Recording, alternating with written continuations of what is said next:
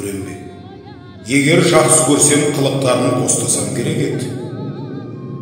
Уа әрнешік бойларынан адам жақсы көрерлік, я көңілге тиянақ бұларлық бір нәрсе тапсам керек еді.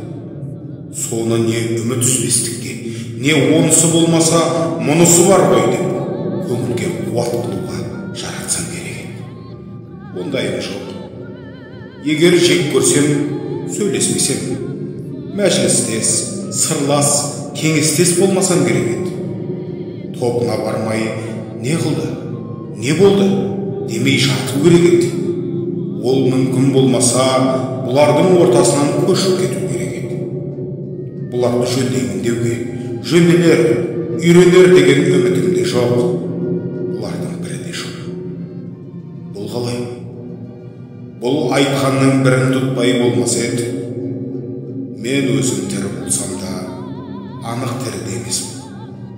Әншейін осылардың ызасынан ба, өзіме өзім ыза болғанымнан ба, яки бөтен себептен бе, білмеймін. Сыртым сау болса да, ішім өліп қалды. Ашулансам ызалана алмаймын, күлсем қуана алмаймын. Сөйлегенім өз сөзім емес, күлгенім өз күлкім емес.